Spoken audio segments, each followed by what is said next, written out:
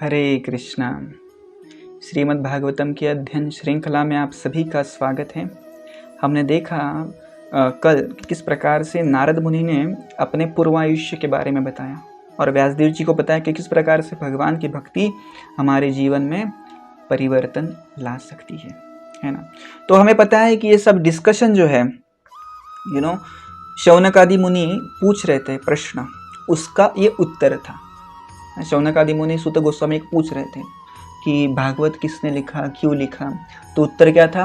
व्यास ने लिखा क्योंकि नारद जी ने इंस्पायर किया, है ना। तो बाकी के भी प्रश्न थे, जैसे परीक्षित के बारे में प्रश्न पूछा था वगैरह वगैरह वगैरह, है ना। तो उसका उत्तर आज के इस अध्याय में सीखेंगे हम, आज की इस चर्चा में सीखेंगे। तो ऐसे होता है कि सूत गोस्वामी शौनक आदि ऋषि मुनि को कहते कि देखो, मैंने अभी भागवत के बारे में बता दिया आपको, व्यासदेव जी के बारे में बता दिया, नारद जी के बारे में बता दिया। आज मैं आपको परीक्षित महाराज के बारे में बताऊंगा। आपने पूछा ना कि ये इतना अच्छा राजा था, राइट। सब उससे प्यार कर देते, परंतु फिर भी सब कुछ उसने त्याग दिया और गंगा किनारे सब कुछ त्याग के बैठ गया। ऐसे क्यों? उसका उत्तर मैं आपको देने वाला हूँ, राइट। तो सर्वप्रथम हम इस परीक्षित के जन्म के बारे में सुनेंगे। तो सूत गोस्वामी वर्णन करते हैं, ये तभी की बात है जब महाभारत का युद्ध चल रहा था। दोनों पक्ष एक दूसरे के साथ लड़ रहे थे और एक दिन की बात है कि जब बहुत रात थी और दोनों पक्ष सोए हुए थे, तो ये जो अश्वत्थामा था, द्रोणाचार्य का लड़का, वो पांडवों के पक्ष में जाता है, उनके कैंप में जाता है और वो क्या करता है? अपनी तलवार से द्रौपदी के 5 पुत्रों का वध कर देता है, जो कि अत्यंत घृणास्पद चीज थी। ऐसा नहीं करना चाहिए क्योंकि युद्धों के नियमों के अगेंस्ट था। अभी अश्वत्थामा को लगा कि यदि मैं द्रौपदी के 5 पुत्रों का वध कर दूंगा तो दुर्योधन मेरे ऊपर खुश हो जाएगा, परंतु दुर्योधन बिल्कुल भी उसके ऊपर खुश नहीं था। दुर्योधन ने कहा कि ठीक है कि तुमने मेरा बदला लेने की कोशिश की, परंतु बदला कब लेना चाहिए था? जब युद्ध चल रहा था। ऐसे सोए हुए छोटे बालकों के ऊपर उनको मार के कोई किसी का बदला नहीं ले सकता। ये बहुत ही गंदा काम किया है तुमने, मैं तुमको बचा नहीं सकता। अभी अर्जुन इतना गुस्सा हो जाएगा कि तुम्हें मारेगा, अभी तुम यहाँ से भाग निकलो। और जब इन बच्चों को मारा गया आधी रात में, तो पूरे कैंप में स्त्रियाएं रोने लग गई। छोटे छोटे बच्चे थे, वो बालक थे, द्रौपदी के पुत्र थे 5 भी। द्रौपदी के सारे पुत्र मर गए। Can you imagine this? कितना दुख से द्रौपदी जा रही थी।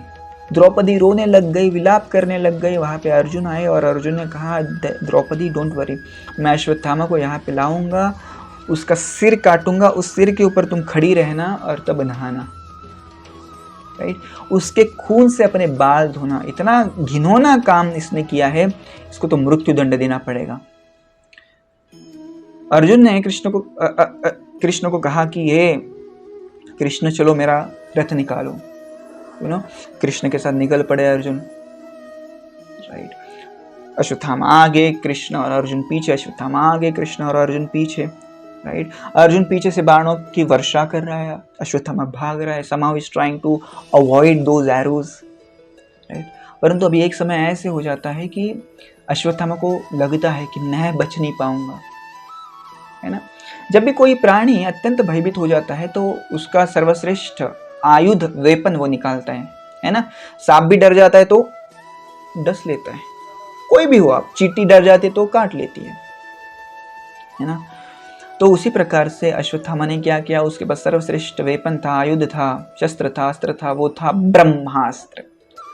और इस अश्वत्थामा ने उस ब्रह्मास्त्र को छोड़ दिया। अभी ये चीज थी कि उसको छोड़ना पता था, उसको पीछे लेना नहीं पता था। उसको ब्रह्मास्त्र के कॉन्सिक्वेंसेस नहीं पता थे कि कितनी चीजें ये डिस्ट्रॉय कर सकता है, कितनी सारी चीजें ये नष्ट कर सकता है, ये उसे पता नहीं था। उसने बस छोड़ दिया। राइट। ये बस ब्रह्मास्त्र ने इतना तेज निकाला कि संपूर्ण सृष्टि तप्त हो गई। इस ब्रह्मास्त्र को रोकने के लिए भगवान ने अर्जुन से कहा कि आप भी ब्रह्मास्त्र को छोड़ो, so that it will nullify the power of Ashwatthama Brahmastra, nullify हो जाएगा। तो अर्जुन ने भी ब्रह्मास्त्र छोड़ा और इस ब्रह्मास्त्र को नलीफाई कर दिया ना, उसका इफेक्ट पूरा भी खत्म हो गया। तब अर्जुन ने इस अश्वत्थामा को पकड़ा, उसको बंदी बनाया और पशु की तरह वो घसीटते घसीटते घसीटते घसीटते अपने कैंप की तरफ लेके जा रहा था। कृष्ण उसे कह रहे थे मार दे इसको, मार दे यहीं पे, परंतु अर्जुन ने ऐसे नहीं किया। तो कृष्ण बेसिकली परीक्षा ले रहे थे अर्जुन की, कितना ये अपने गुस्से के ऊपर इसका काबू है। तो अर्जुन ने मारा नहीं उसको, बल्कि द्रौपदी के सामने उसे पेश किया। तो द्रौपदी ने कहा कि इसको छोड़ दो। तो सब लोगों ने कहा क्या, इसने तुम्हारे पुत्रों का वध किया है, इसको छोड़ दो। तो द्रौपदी ने कहा देखो इसकी जो माता है कृपी का पति जो है द्रोणाचार्य, वो ऑलरेडी मर गया है। तो कृपी के जीवन में अभी कोई नहीं है, केवल अश्वत्थामा है। अभी चलो मेरे जीवन में मेरे सारे पुत्र मर गए, मेरे जीवन में पति तो है, मेरी रक्षा कर सकते, उसके जीवन में कौन है, उसका कौन देखेगा। देखिए इतनी भयंकर परिस्थिति में भी कृपी कितनी सेंसिटिव थी। द्रौपदी कितनी सेंसिटिव थी कृपी के बारे में, है ना। द्रौपदी ने कहा इसको छोड़ दो, परंतु भीम कह रहा था नहीं इसको मत छोड़ो। एक जगह पे द्रौपदी, एक जगह पे भीम, किसका सुने। तब अर्जुन ने द्वंद्व निकाला। अर्जुन ने एक आइडिया निकाली। अर्जुन ने उसका जो मणि था, यहाँ पे उसका मणि था जो उसको सारी शक्ति प्रदान करता था, मणि तोड़ लिया। इतना ही नहीं, उसके बाल काट दिए, उसकी मूंछ काट दी, उसको शेव कर दिया, विद्रूप बना दिया। राइट। तो भागवतम में कहा गया है कि ब्रह्म बंधु के लिए यही शिक्षा काफी है, उसका वध नहीं करना चाहिए। राइट। तो द्रौपदी कह रही थी कि ये हमारे गुरु का पुत्र है, इसको मारना नहीं है। तो इस प्रकार से उसको छोड़ दिया। राइट। परंतु एक दिन ऐसे होता है कि जब अभी सब कुछ ठीक हो गया, अभी सब कुछ हमारे युधिष्ठिर महाराज राजा बन गए। राइट। हस्तिनापुर के सारे कौरव हार गए, मर गए। राइट। उनका क्रियाक्रम भी हो गया, सब कुछ हो गया। तो अभी कृष्ण ने सोचा चलो ठीक है, अभी मैं निकलता हूँ द्वारका के लिए। राइट। क्योंकि सब जो करना था, धर्म की संस्थापना भी हो गई, तो मैं निकलता हूँ।